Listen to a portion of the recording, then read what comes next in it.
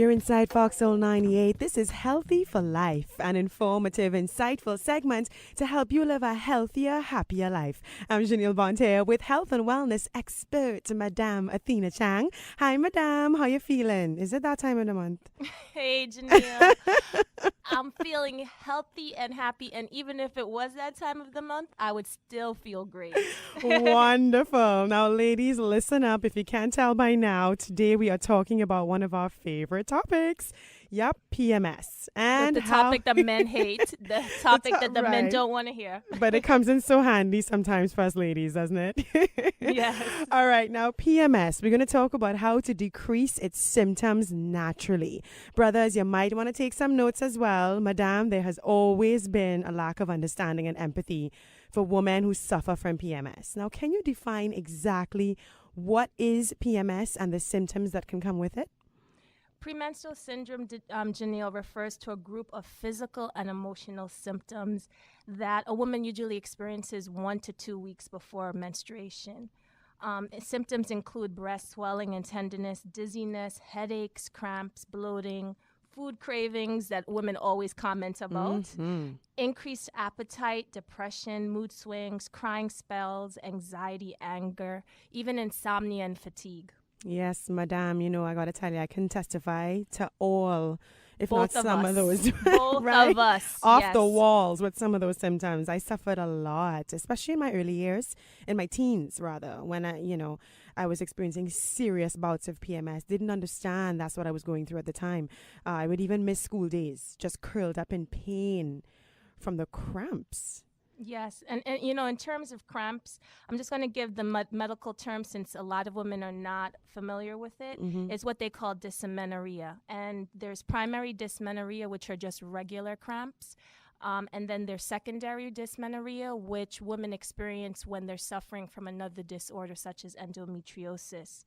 And in terms of cramping, some women have it early on and then it lets go after a certain age in their 20s. But some women seem to also get it later on in their 30s, and they never suffered from it in their younger years. So you really have to watch your body. And if you're starting to cramp later on, you want to look into some of the reasons that could be causing the cramping. Right. Well, fortunately, my cramps dissipated later on. And I wonder if it's directly related to my diet, because that also evolved later on in my later teens. What are some of the natural remedies, as we mentioned, diet and that the possible impact there? What are some of the natural remedies for regular cramping? Okay, if you're dealing with primary dysmenorrhea, meaning that it's not caused by something else happening with your body, there are ways that you can alleviate it and lessen the cramping or your PMS syndromes. And first, you mentioned diet. We want to look to sources such as calcium. You want to increase your calcium, which you get from green leafy vegetables, black beans, broccoli, oranges, almonds. And you need magnesium for proper absorption of calcium. So the things that contain magnesium are green leafy vegetables, beans, peas, nuts, seeds, whole grains.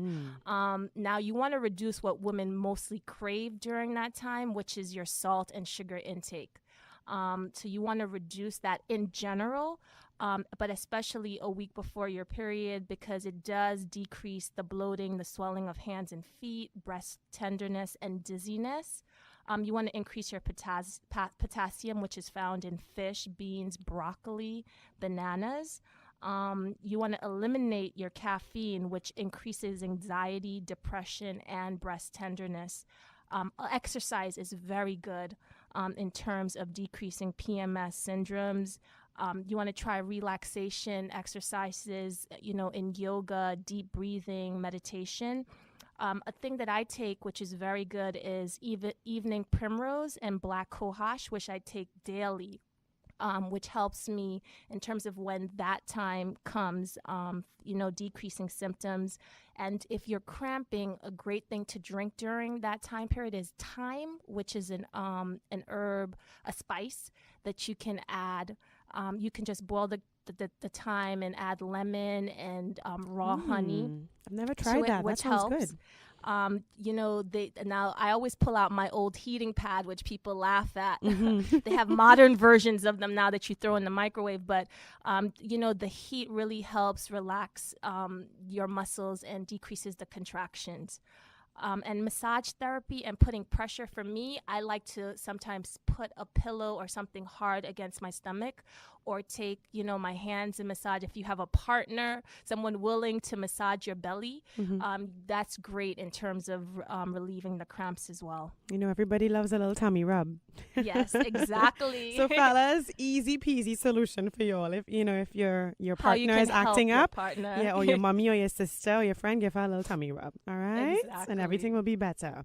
Yes. Now, Madame, these tips are all practical, simple, and healthy. Thank you. I must say though, since I changed my lifestyle to a vegetarian one in my later teens, my cramps decreased significantly. So I always wondered if there was, a correlation between the change in my diet and, the change in my PMS experience.